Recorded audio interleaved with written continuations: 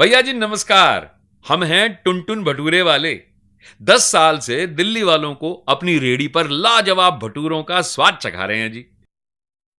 हमारे चाहने वाले अब तो हमें टून्स के नाम से जानते हैं भाई साहब। और हमारे स्पेशल भटूरों का नया नाम भी टून्स भटूरे ही है।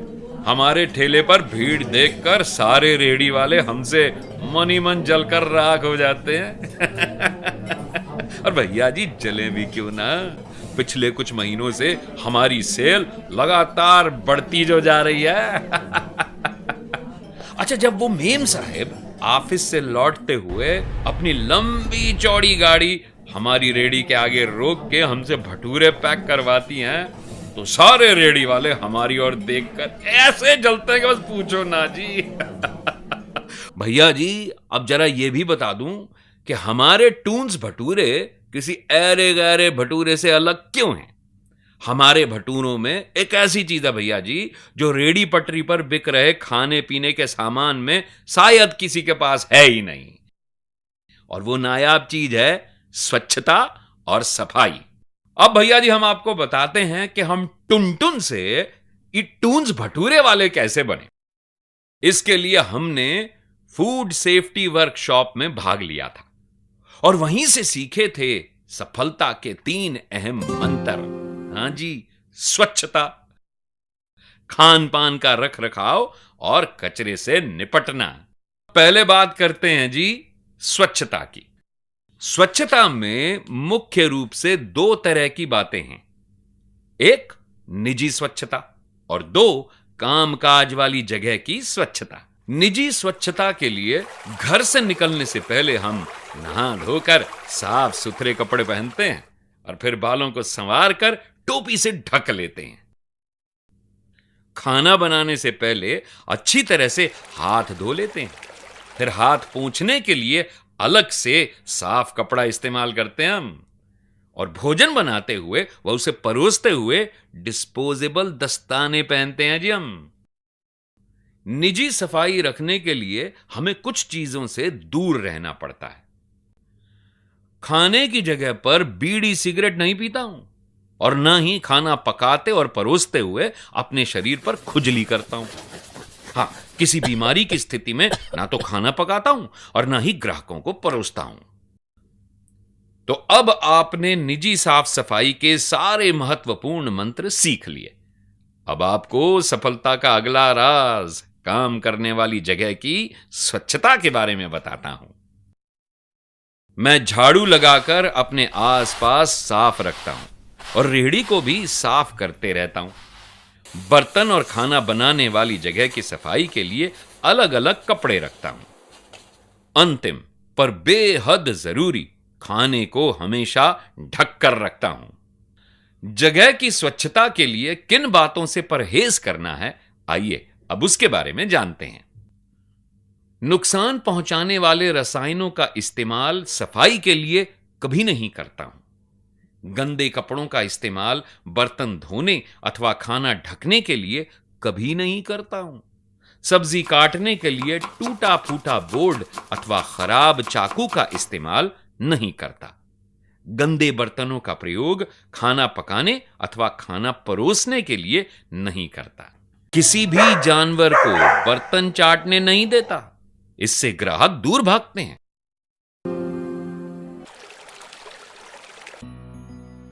हाथ धोने के 6 चरण।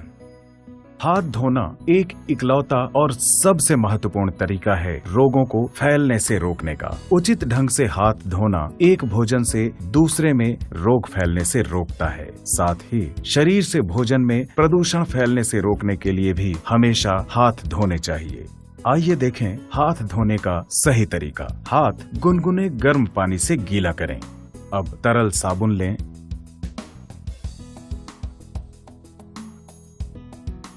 हाथों को झाग बनाने के लिए आपस में रगड़ें। ये कार्य पानी से दूर लगभग 15 से 20 सेकंड तक करें। ऐसा करते समय झाग को न धोएं। हाथ के आगे और पीछे दोनों तरफ धोएं। साथ ही अंगूठा और उंगलियों के बीच और नाखूनों के भीतर भी धोएं। हाथ को बहते पानी में धो लें। साफ कागज के तौलिए से हाथ पोंछें और कागज के टॉवेल से नल बंद करें। ये वो जगह है जहां आकर अक्सर लोग गलती करते हैं, क्योंकि वे कागज के टॉवेल को फेंक देते हैं और खाली हाथों से नल को बंद करते हैं। नल को कागज के टॉवेल की सहायता से ही बंद करें। किचन में हाथ धोना एक अलग से तय किए गए सिंक में करें। ऐसा इसलिए क्योंकि भोजन और बर्तन आदि प्रदूषित न हो। ये सिंक काम की जगह के नजदीक हो ताकि उसमें हाथ धोने के लिए लोग प्रेरित हों। ये था हाथ धोना। और अब देखें कि हाथ कब धोएं। जिन कार्यों के बाद हाथ धोना चाहिए वे हैं कच्चा भोजन छूने के बाद, चेहरा या बाल छूने के बाद, छींकने या खांसने के बाद, धूम्रपान या च्युइंग गम चबाने के बाद, कुछ खाने अथवा कुछ पीने के बाद, सफाई के बाद, यदि काउंटर पर हों तो पैसे रुपये छूने के बाद, और हां, टॉयलेट से आने के बाद हाथ धोने चाहिए। अब हम करेंगे एक एक्टिविटी जिसके जरिए हम ये जांचेंगे कि आपने निजी स्वच्छता और कामकाज की जगह की स्वच्छता के बारे में क्या सीखा। भाइयों, अब हम आपको एक एक करके कुछ चित्र दिखाएंगे और हर चित्र को देखकर आपको यह बताना है कि वो सही है अथवा गलत है।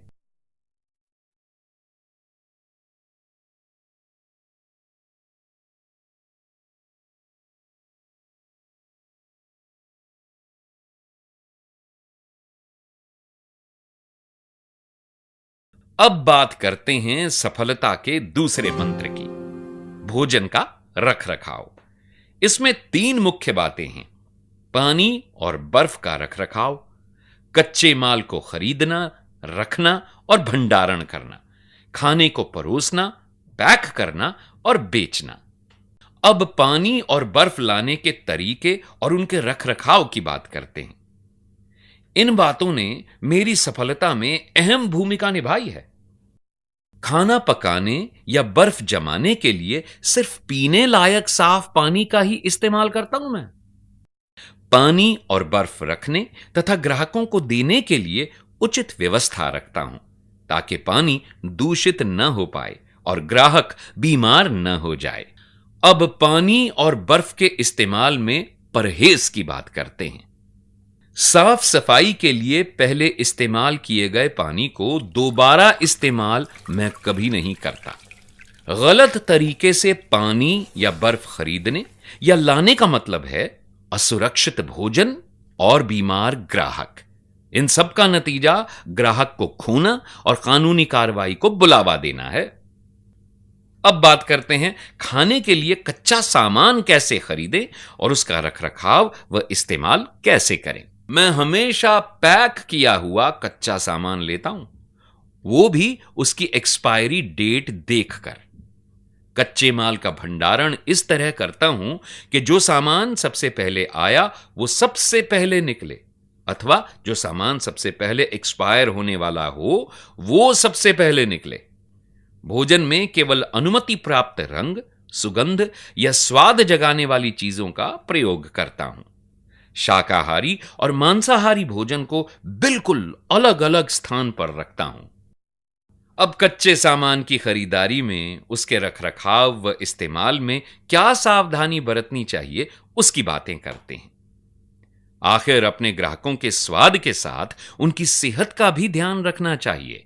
भंडारण के लिए मैं प्लास्टिक बैग का प्रयोग न करता और भोजन को फर्श पर कभी नहीं रखता। पके हुए भोजन का रखरखाव, कच्चे माल अथवा दूषित कर देने वाले तत्वों के साथ पके हुए भोजन को परिवहन नहीं करता, क्योंकि भोजन दूषित हो सकता है। जल्दी खराब होने वाले पके हुए भोजन को पकने के 4 घंटे के बाद न ही मैं खाता हूं और न ही खिलाता हूं। दूषित कच्चा सामान खरीदना और उसके इस्तेमाल करने का मतलब है अपने सामान की क्वालिटी गिराना। अब ग्राहक को सही क्वालिटी ही नहीं मिलेगी तो वो आपके पास भला क्यों आएंगे? अब भोजन की पैकेजिंग और सेल के लिए हमें क्या करना चाहिए उसकी बातें करते हैं। परोसने और पैकेजिंग के लिए एल्यूमिनियम फॉइल, वैक्स पेपर प्रयोग करता हूं। भोजन बेचने अथवा परोसने के लिए बिल्कुल साफ सुथरी कड़छी, चम्मच और कांटे का प्रयोग करता हूं। साथ ही हाथों में डिस्पोजेबल दस्ताने पहनता हूं। भोजन परोसने में ऐसी थाली अथवा पत्तल का इस्तेमाल करता हूं जो प्रयोग के बाद फेंके जा सकें। भोजन को किसी बंद शीशे के बक्से में रखकर ही मैं प्रदर्शित करता हूं।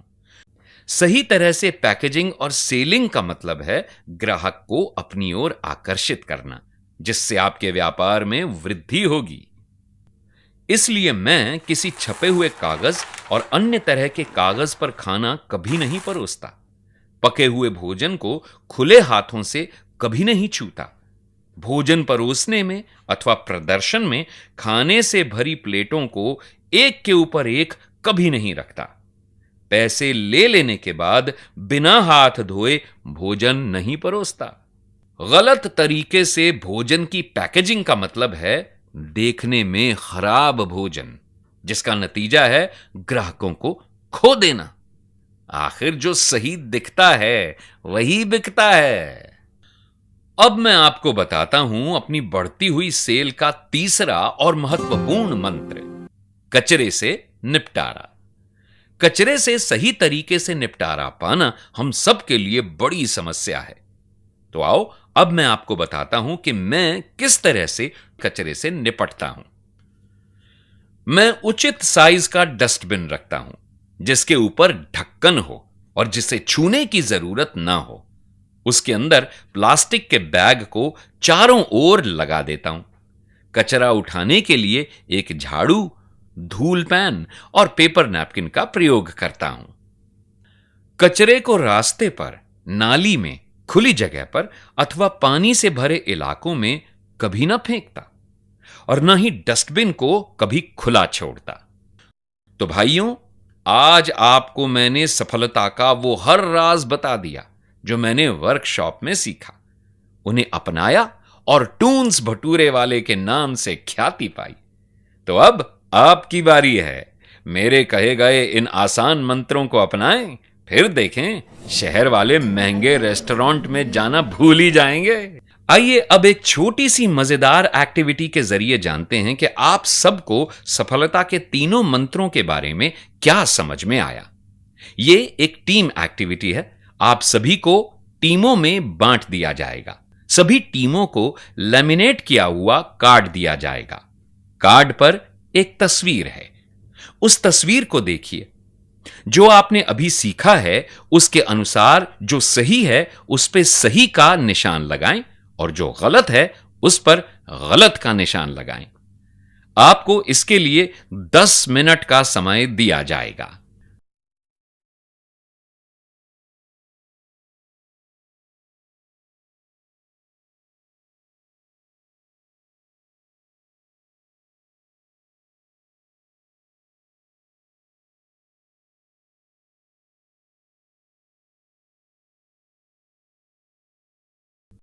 तो भाइयों, आज हम सब मिलकर शहर वालों को सुरक्षित व स्वादिष्ट भोजन प्रदान करने के लिए यह शपथ लेते हैं कि मुझे आपका ख्याल है, मैं सुरक्षित भोजन ही परोसूंगा। अंग्रेजी में इसे कहते हैं I care for you, I serve safe food.